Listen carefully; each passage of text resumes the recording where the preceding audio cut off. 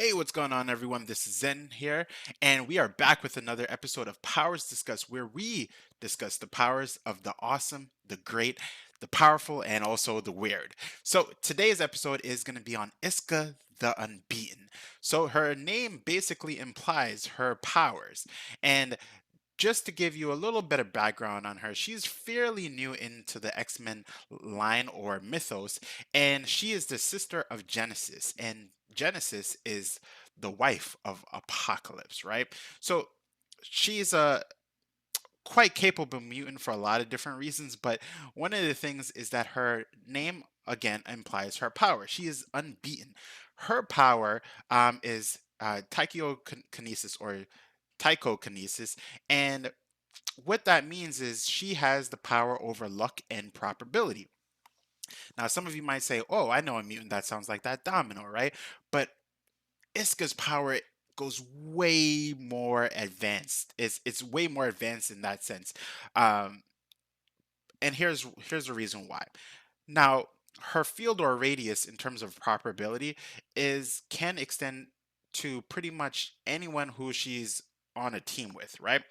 And or it could just be herself. So no matter where she is, her powers will activate in the sense that she cannot be beaten. If it's a hand-to-hand combat where she's going against Wolverine or Daredevil or Iron Fist or anyone, she will win, right? Her body will unconsciously, right, and subconsciously react to the opponent that she's going against and give her the abilities that she needs to overcome that battle, right?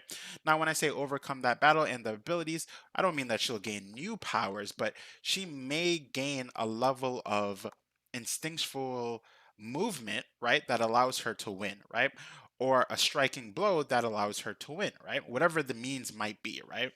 Um, now, let's use a grander example, right? That we've seen in the combos for ISCA. Let's say that ISCA is on side B, right? In terms of an army, and there's side A.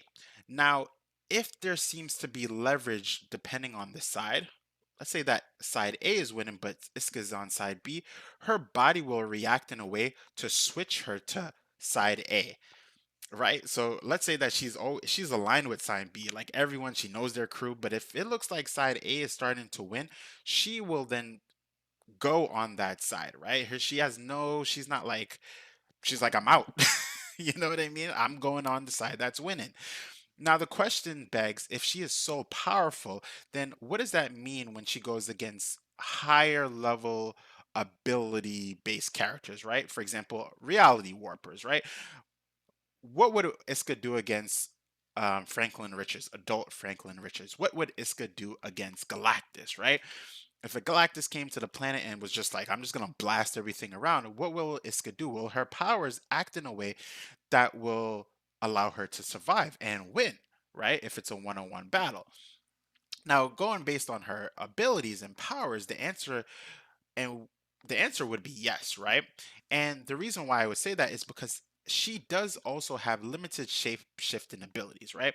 Now, the limited shape shifting abilities doesn't really give her extra super strength or anything like that, but it does indicate if she is on the winning side. Now, what would the winning side be? So let's kind of go back into the Galactus versus Iska. If if Galactus is coming to the planet and he's trying to destroy Earth, Iska may align herself with Galactus in order to win. You know what I mean? Uh, again, it's about winning. Have we had that type of battle where it's Iska versus Galactus? We haven't. But just going by her powers, we can surmise that her power over probability and her power over luck, right, which is simultaneously the same thing, is that she will do what's necessary in order to win in terms of kind of like a fight or flight sequence, right? In order for her to survive, right? I think when we think about winning, she's the unbeaten because she's always in a battle, right? Arakko mutants are always in some type of battle, right? But I think at the end of the day, it's really about who will survive, right? Her powers are really instinctual about survival, right? Survival of the fittest, and she will always come out on top as a survivor because of her power type, right? Now, I'm interested to know what you guys think. If you had that power, what would you do? If you knew you couldn't lose, what would you do? Put that in the comment section. But going back, she's a pretty cool character. I love her design in terms of her aesthetics, her look, and everything. I do find it hard to conceive how they could continue to write her, right? I She's more of a plot-based character, right? A plot device, so I could see her coming back in future stories, but not often at all, right? Like we know about ISCA, but we wouldn't see her often, right? Because then the question begs, if you already know her powers are a little, since it's powers over probability, it kind of leads into a slight variation of precognition, right? Whatever side ISCA is on will kind of let you know who will win, right? Or wherever she moves to will let you know who's going to win. But again, she's a phenomenal character, and I can't wait to do more Arakan based mutant characters because a lot of them are that have been presented in the comic books are Omega level mutants on a different level than the ones that we've seen for the Arakan based mutants or the ones on Earth that we know of, right?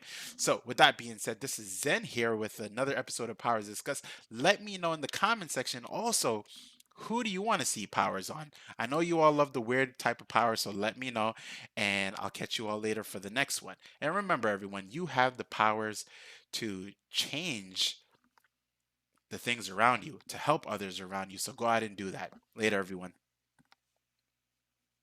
It's good.